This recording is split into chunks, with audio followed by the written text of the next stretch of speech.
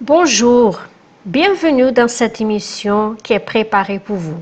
Je voudrais commenter un sujet avec vous sur la persécution. J'ai déjà parlé avec certaines personnes qui m'ont raconté leur lutte et leur persécution après avoir assumé leur foi dans le Seigneur Jésus.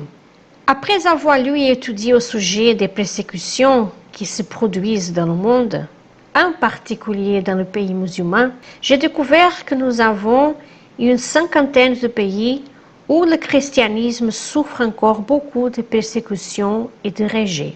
Si vous assumez aujourd'hui votre foi dans les pays arabes, cela vous coûtera le rejet de la famille. Vous serez rejeté par la société. Vous souffrirez en termes du gouvernement. Enfin, des pays comme l'Inde, qui ne fournissent pas de bénéfices aux chrétiens, tels que l'éducation, l'emploi, les ressources de base sont refusées. La personne qui veut évangéliser, parler du Seigneur Jésus à quelqu'un d'autre, risque sa vie d'être en prison. Même pour avoir une copie de la Bible, est habituellement faite d'une manière cachée et illégale.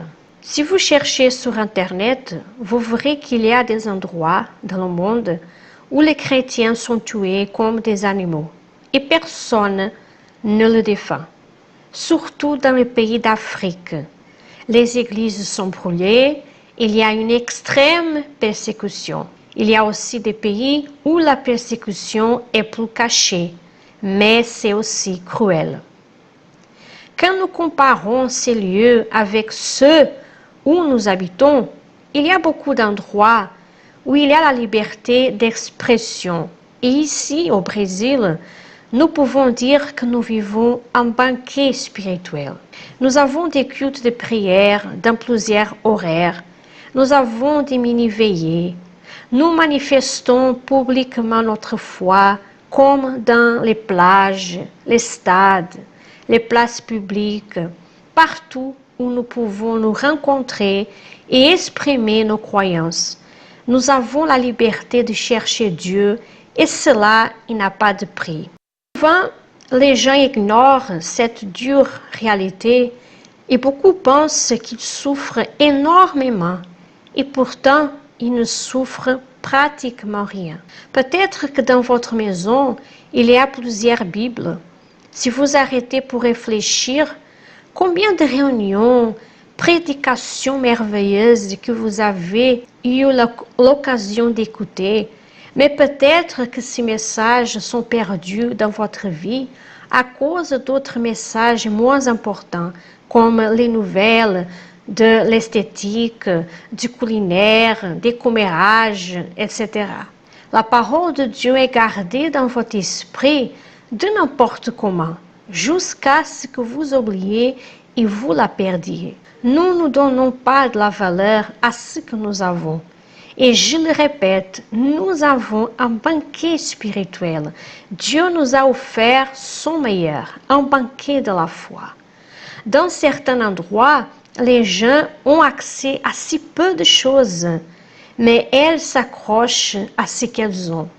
Grâce à Internet, vous pouvez avoir accès à un contenu spirituel de haute qualité à travers les blogs. Et beaucoup ne donnent pas de la valeur. Alors, quand on a beaucoup, il y a un grand danger de s'habituer à ce monde, de s'habituer aux choses.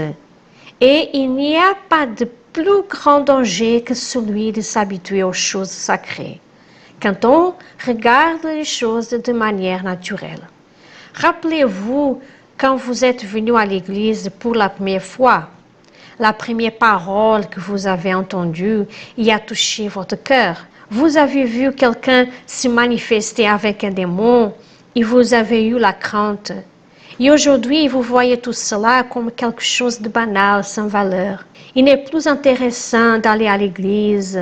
Évangéliser est devenu ennuyeux. Donc, ceci est un grand danger, car quand il y a de la froideur, de l'indifférence aux choses de Dieu, le cœur se durcit, les yeux deviennent aveugles et les oreilles n'ont pas plus de sensibilité à la voix de Dieu. Et voici, le refroidissement spirituel.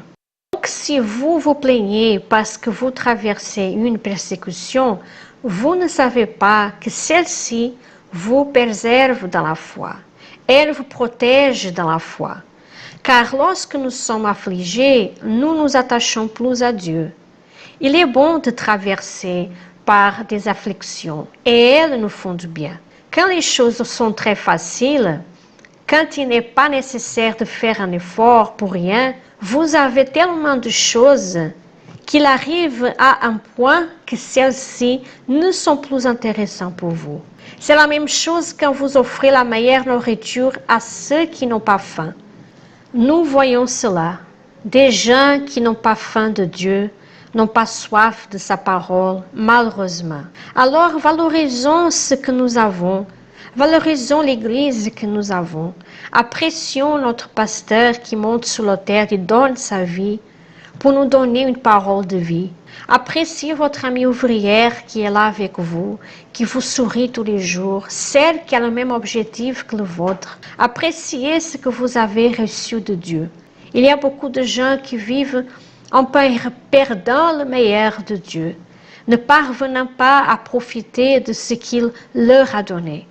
Donc, l'opportunité que Dieu nous donne est pour que nous puissions en profiter. Parce qu'un jour, nous allons rendre compte. Tout ce qui est spirituel sera un jour rendu compte.